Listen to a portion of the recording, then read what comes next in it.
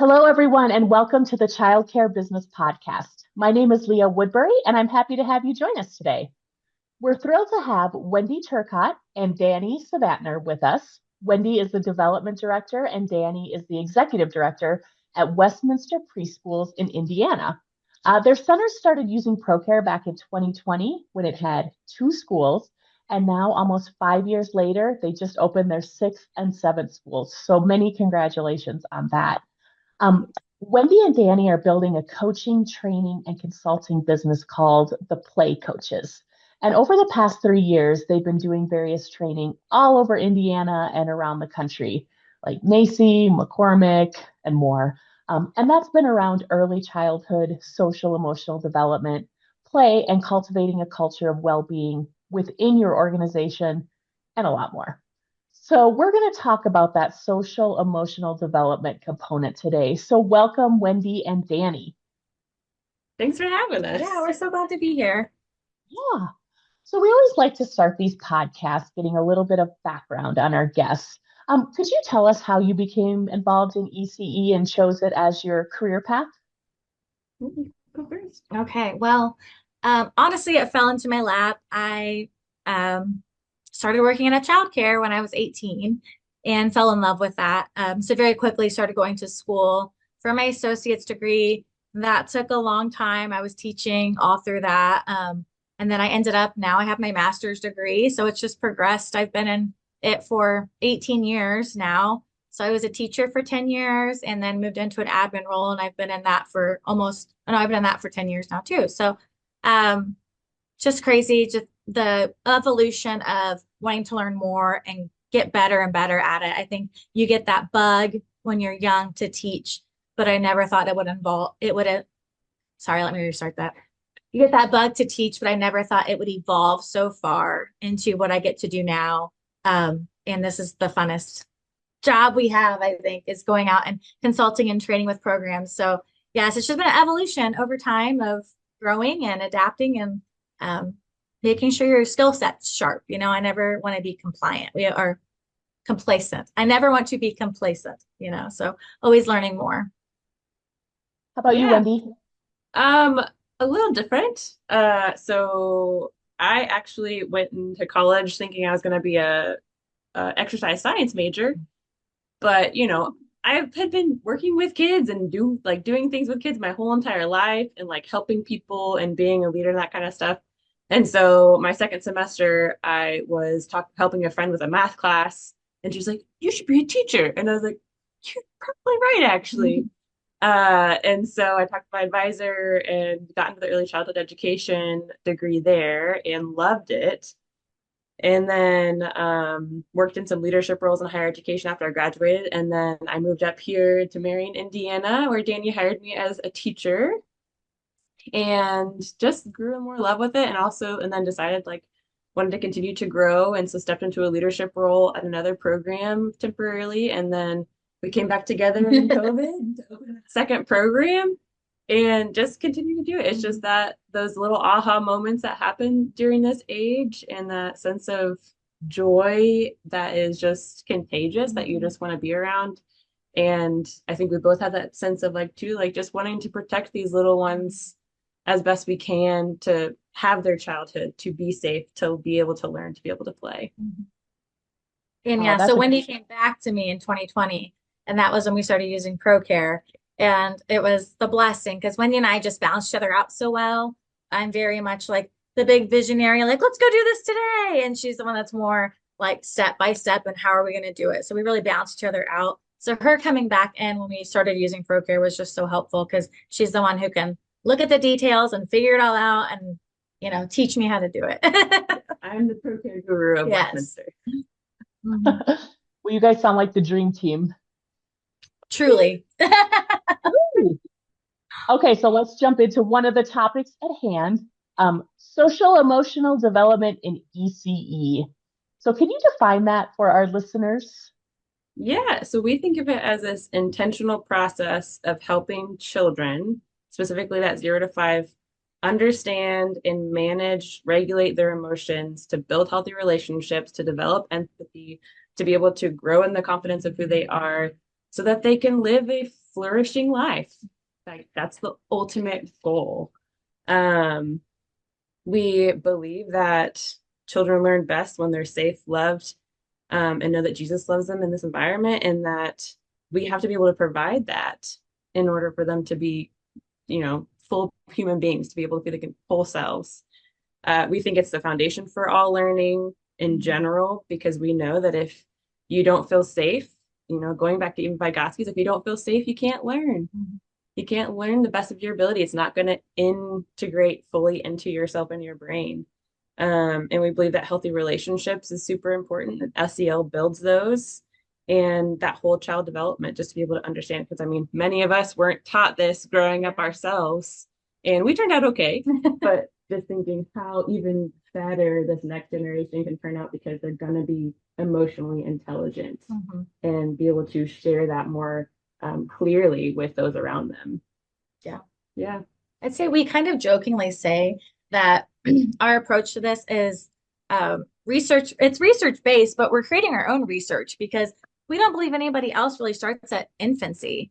Our kids start our programs at 8 weeks, and they're learning co-regulation and breathing skills and just getting that vocabulary built into their brains that will help them learn. You can tell when a kid has been in our program for the full 5 years in the pre-K classes, or even in the 2-year-old classes. You can tell, oh, they've been here. They know our language. They know how to self-regulate. They're even helping their peers help regulate. So I think like that's where the magic happens. And I would say that we're conducting our own research every day to see what happens if we start at birth. What if we don't wait until they get into kindergarten and they get held back because of behavioral issues, or they're in counseling for these things? What if they understand that, so when they do have those hard things come up in their life, they already have those in their pocket from their preschool program? Like, what a gift is that? So we integrate all of this through our play-based learning, our faith. We are a faith-based program. We use calm corners and gentle guidance, which I think we'll talk about a little bit later. And we really think of it like SEL isn't an extra. We wrote our own curriculum that all of our programs use. And SEL is built into every aspect. It's not like, oh, we do math and science and reading and all those things, and then we do an SEL. It's built into their day. It's built into the academic learning. So it's not one extra thing. It is the thing, and the academic learning is built on top of it, which I think is very unique too. Is there an age that other centers, or maybe the other traditional thinking was, that you do start with that social emotional development versus that as little babies? I think a lot of programs against them to start with, like a lot of early childhood programs start with the oldest ones, because they feel like they're the ones that, because they're talking most of the time or can verbally communicate and that kind of thing. And so that's good. And if we start earlier, and then a lot of elementary schools typically that we know of, like, again, is that extra thing. Yeah. And so they might have it in like maybe kindergarten and first grade or second grade, but then, once they get into third, fourth, fifth grade, it's like, well, you should probably figure this out. You should probably know how you're supposed to act. No, but a lot of them do. And so typically it's the older ages when they can communicate, because it doesn't seem like it's going to do anything when they're, little baby, they're toddlers. Like they can communicate, and we act like crying isn't communication, or that all behavior isn't a form of communication. Yeah, verbally communicate. Yes, right. That's a good. So I was talking to one of my friends over the weekend, and we were talking about well-being curriculum, and I was saying, and we started talking about the vagus nerve. I don't know how, but she was saying, yeah, I love my kid's new school. He's a second grader, because the counselor comes in once a week and they do SEL. And that is the approach we're using. And that is supposed to be our model, our public schools. And I'm not trying to tear them down, but like that is what it is. It's when the counselor comes in and does it. Why isn't your teacher aware of how to do this? Why isn't it so part of your school's culture that it doesn't have to be the counselor comes in once a week? So that's, I think, what we were seeing. And we thought this has to be done better. It has to be done differently. That's where it all came from. So that jumps into the next question. Is social emotional development something that most childcare centers and ECE programs are implementing correctly? And I'm guessing I know your answer. Maybe. Like we don't want to Right? like talk, I just think that Yeah. people aren't used to. We need to also say, I think that we both are certified coaches. So Yes. we've learned a lot on like how to work with people and we got this for ourselves and we got poured into. Right. And we learned how to be emotionally intelligent. And then we thought, how do we do this for everybody? And we are the leaders. Like Yeah. we get to trickle this down into the staff Yeah. rather than having to have it push up really hard. Yeah. So, yeah, what I think is people think of starting SEL programs in early childhood, I think of like watering down what they're seeing in elementary schools instead of making it developmentally appropriate for what the kids need. So, for instance, like my kids aren't going to learn about their vagus nerve and say, oh, humming and chewing gum and all of these things are good for your vagus system. But if I'm walking from the classroom to the playground and I'm humming a song, and they start humming with me, that's developmentally appropriate. And the 2-year-olds are going to do that. So it's being intentional, I think, with the appropriateness of how we're bringing this into our classrooms. That's so important. Yeah. So before we jump into the benefits of emphasizing this, we should probably dispel some myths often associated with it. So what are some of the biggest myths of social emotional development? Yeah. I mean, you were saying before too, like they can't learn it. They can't learn it. They're too young, right? We say that they're too young, their brain can't do that. And that's a total myth. Their brain can. It just is repetition, repetition, repetition, right? Their prefrontal cortex, that part, the front part of their brain is still growing and it continues to grow, but 90% of their brain happens in 0 to 5. So if we start building it from the very beginning in brain and their bodies and their heart and their souls, then it's going to be even stronger. So we think of it kind of as like you are planting a seed. We might not, in 0 to 5, we might not see very many fruits of our labor in this SEL development. But we're planting that seed and building their brain so strong. We call our teachers brain architects. So whenever they build off that foundation as they go throughout elementary school and junior high and whatever else, then it's like, oh, I have a really strong foundation that might not show like the details of where I got that, but it's there. And I can continue to build even stronger and stronger on top of that. So I think that's one of the biggest ones is that they can't do it. And I think too that I think one of the other ones is that SEL is this positive guide, like it's the pendulum. Oh, how are you feeling? Oh man, I am so sorry. I know you just hit Johnny. Wow, that was a big feeling. Yeah. Right. It's the SEL doesn't have boundaries. Doesn't excuse bad behavior. Right. Yeah. We have 3 sayings that we have at Westminster. We say, play is my work. I can do hard things. All my emotions are welcome. And so with that third one, we say all our emotions are welcome. What we do with those emotions is not always okay. Right. So our job as teachers and as educators is to say, all your emotions are welcome. What can we do with that emotion when it comes up? How do we regulate? And that's also the whole point of SEL too, is like, what can we do with that emotion? Because emotion is just trying to tell us what we're trying to do. And I think that's another misconception about SEL too, is that emotions are bad and that we're not supposed to feel emotions, right? Like it's too much, it's too big. But anger is bad. Right. Like it's those misconceptions of what emotions are too. Yeah, there's quite a few that we could probably dispel. I think one of the other ones that we talk about a lot that we make sure in our trainings to go through is that a calm corner, like a specific space to have like for regulation and sensory is not a timeout, right? A lot of teachers are like, oh, just send the kid over there. It's a timeout. They'll fix themselves. They'll be fine. A calm corner is meant for regulation and connection, not a timeout for discipline as well. So making sure you're using those correctly, I think is a huge factor. Yeah. So it's not permissive parenting, I think, and it's gentle guidance. So respecting them as people, because they are people, no matter if they're 6 weeks old, right? And I think we forget that, and treating them like people and with respect and getting to know them on a personal level, not thinking that SEL is a one size fits all. Like I have this new program, my admin gave me, and here's what I need to do, of actually using it that fits the child. And I think that people think that that's too much. Why start it? I can't do that. I have too much on my plate. But if you start with this on your plate as the biggest thing you focus on, and then you build the rest off of it, you're going to be in such a better place, right? In a month or two with your classroom management. So making it at the forefront of your learning, like you said, like it is the most important thing. The baseline is social emotional learning, and everything else can be built off of that. Yeah.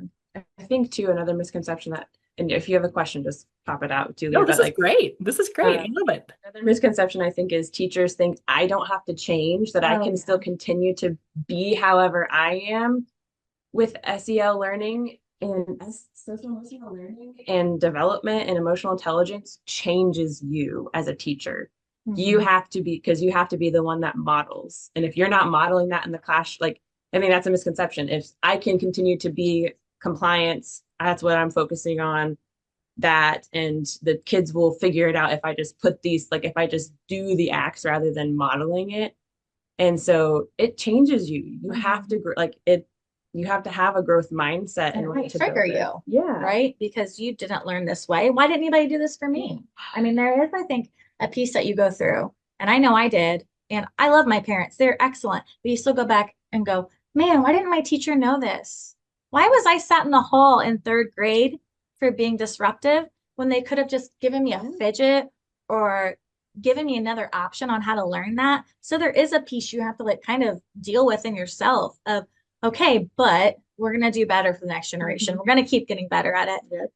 But it is hard. And I think our teachers, especially that have trauma and things like that, that come up in their bodies when they're doing this, they have to work through it for themselves. But I also think that's the beauty of what makes us so different is in our curriculum, we've built it for teachers too.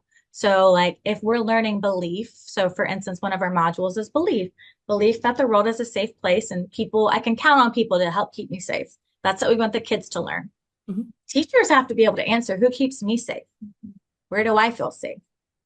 And that's hard. That's the reaction we get from a lot of people, because it's like, oh, wait a minute. And what happens if it's nobody? Then what? Right? So they have to be able to kind of have those self-reckoning, come to Jesus moments too, right? Where am I? Where do I need help in life? Because I can't teach kids to believe that people can keep them safe and the world is safe if I don't believe that, or I don't have anybody that keeps me safe. So again, it just goes back. It's full circle. Everybody has to be on the same page and doing the work, as a culture, as a teacher, as an individual, as a families, tying in the families into it too. That's where the magic happens. And I think if you're missing even one of those components, it's not quite there. You might be able to teach the kids some things. I'm not saying you're not, but you're not going to see that like transformation like we so often get to see. So how do centers who've never used this, how do they start incorporating this into their classrooms? How about if they're starting from scratch, or maybe they just want to do a better job of it? Any tips? I mean, building it into your day. So we always say that like you can't wait until Wendy's having this meltdown and she's having the worst moment of her life and she's throwing toys. And I go, hey, remember this breathing thing? I just learned about it. We're going to do box breathing. It's not going to work at that point, right? We have to build it in. So I think that would be my first thing is like, hey, in circle time, can we add a breathing exercise? Or we love this book, Breathe Like a Bear. It's just full of different activities you can do. Making it part of your routine, though, is huge because then the kids already have that in their body. Their body remembers how to do it. Like I said about humming in the hallway when we go outside, or what other ones? Doing songs and stuff that incorporate SEL, or having books, having a calm corner, but really building it into how you structure your day, not waiting until, oh, Johnny's having this big behavior. I get to use this new skill I learned, right? It has to be, I have to build that muscle. And I think not overcomplicating it. I think as we're talking, it can seem like this big deal and it's like this, because it is a big deal, like this big thing. But starting with a step of like even just having a basket of sensory toys for a calm corner. It doesn't have to be a whole space, right? So then you can start to understand what that looks like and what that means. Just having a basket, using a couple techniques of the breath is so easy. We all breathe. Our body's just gonna breathe, right? Like so intentional breathing around that. Transitions, I think, are one of the easiest ones too. Like Dani was saying, like coming from through the hallway from classroom to playground or whatnot, like you're going to do something during the transition anyway, hopefully. So why not integrate something that has to build their vagus nerve and builds their sense of calm and builds their regulation strengths around that? I And think, that cues you like, yeah. oh, transition time. I can do something here. And I think that another thing is modeling it yourself. Like we have a teacher and she's amazing and she's really good at vocalizing her emotions all the time. Like if you've heard like of sports casting in early childhood, right? Like you're always like, oh, I'm going to change your diaper now. Oh, look at your new diaper. We do that for other areas of learning to learn literacy skills and, all these other things. But sports casting, like, man, I am feeling really overwhelmed right now because it is really loud in this room and I can feel it in my body. My heart is starting to race. Oh man, I need to take some deep breaths. Just modeling it and being honest with your kids and using your big girl words, like not using, oh, I feel just a little bit upset. No, I'm frustrated and it's okay to be frustrated. I'm not going to yell at the kids or hurt anybody. I'm going to go take some breaths because I am really frustrated right now. I think that that's the most important thing too. And they see that you see you doing it. Kids are going to do what we do. They are always looking at us, right? They're always watching us. So let them watch, like catch you, right? Using these skills yourself. Yeah. I was just remembering, so my daughter's 8 now, so older than what we're talking about. But I remember the first time she said, she's like, she's like, this isn't working right now. I need to go have some time on my own. And I was like, Yeah. that is I never had that kind of self-awareness. I And then she know, was able right? to think how much that would have helped like all throughout life. It just, I need to step Yep. away a little bit. Uh-huh. Or felt the ability to say that you can say that. Yeah. It's a, like that we have to ask for permission around that. It's like, no, like I can just say that's what I need in this moment. And then that's what I can do right now, right? Like that's amazing. And 8-year-olds, like it can start anytime. So that's amazing that your daughter and that you've been able to raise your daughter to know that she is safe enough and the connection with you through her emotional intelligence to say, here's what I need, mom. Yeah. And then to be able to do that. Yeah. Oh, well, I wish I It could starts take to credit, show but I up think it's and her great teachers, honestly. And me Both, just all of the following above. suit. but it's just Yeah. it's so cool when you get to see it. Like we said, Yes. like we don't always get to see the products of our labor, but Mhm. we do sometimes. Like we have a little girl and she'll be like going around to the kids, do you need to go to the calm corner? You seem upset and walking them there. Like it happens. Our 2-year-olds do it too. We had a little boy who came into one of our new programs with big, big emotions. And within 2 weeks, he was using the calm corner and taking deep breaths. And I mean, they catch on quickly because it's natural to them as long as they have an adult, a trusted adult, that they can vocalize that. Or even the sense of empathy. We've had like babies, like maybe like a little over 1 in the baby room who are like patting another baby's bottom because they're like, they've seen that sense of care and that emotional intelligence. Like, okay, I know when a baby's crying, then I can come pat their bottom, and that's a sense of care and empathy towards them. Even though, empathy tends to builds off a little bit later, but like they're building that strength of like recognizing something in someone else. Yeah. Yeah. I have 3 boys too. Oh, So yeah. wow. And I get to see it and it's so cool. Like I just think it's such a responsibility to raise kids and to raise boys that have this emotional awareness. So anyway, yeah, my he's 8 actually, he just turned 8. He is got all the skills. My 5-year-old too, and my 5-year-old is like the most empathetic, sweetest little boy. I hurt my back last week and he was following me around the house with his hand on my back, helping me. And yeah, the way they're able to articulate their feelings. And like that's the thing I'm most proud of, everything else. Oh, they can write their name. That's awesome. You're learning things in school. That's great. But are you a good person? Are you able to do more good in the world than harm? I think as a parent, that's how I see it. Absolutely. And do you think most parents understand the importance of this type of play and the importance in the curriculum, or how do you explain it to them? Because like, I'm older than you guys, but our generation didn't learn that, it's something kind of new. Yeah. I think we also always assume the best about our families. And so we believe that they do understand and see the importance of it. I think how it plays out looks differently because I mean, it's hard when you've got multiple parents working in the home and then you come home and it takes a lot of work. That's the thing is it is work and it takes time. But over time, if you continue that habit consistently with how you talk to your child, how you engage with them, and how you stay on the same page with the teacher too, because you're on the same team, if you continue to do it over and over, then it does get easier because that synapses in the brain continues to build and get stronger and stronger. And I think some of the most important things we want our parents to remember is that play is learning. And like I said, we have play as our work is one of our key like beliefs and what we say.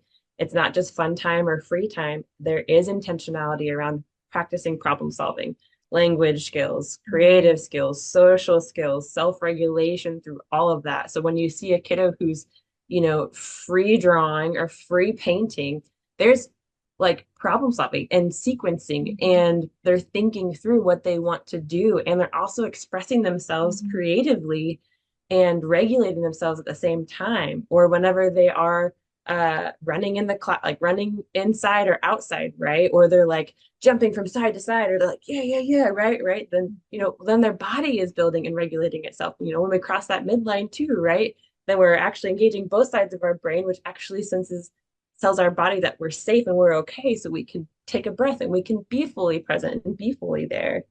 And yeah, I think it happens through relationships. And the biggest thing that we want our teachers and parents to remember is, again, that we're always on the same team. Like we're team, fill in the child's name, right? That is whose team we are both on, and we are going to work together in whatever that way looks. And we also believe, I think it's a Reggio Emilia belief as well, that the parent is a child's first teacher. And so, of course, we're going to partner with you because, we can do whatever we can do here at school, but they're your child, and we want to partner with you so you can do your best, do better, do your best, and we'll do our best. So this child can be better than both of us as adults. So, Yeah. Totally. I think when you said the Reggio thing too, it reminded me that like we also use the classroom as the third teacher in the room. So the intentionality of how we set up our classrooms and the toys that we offer, that's not by accident. That is, we're changing things out to fit the theme, or hey, our kids are having a really hard time with fine motor skills, so we're adding more of that. It's the intentionality that goes behind everything. And it is hard for parents. See, if I wasn't in this field, I mean, as a parent, I would probably walk in a room. You can feel the energy, right? And you can see if it's clean or not, or if the kids are being well taken care of. But am I going to know that, like, what a provocation is or what a calm corner is? I'm going to have to further my education, ask questions and get curious about it.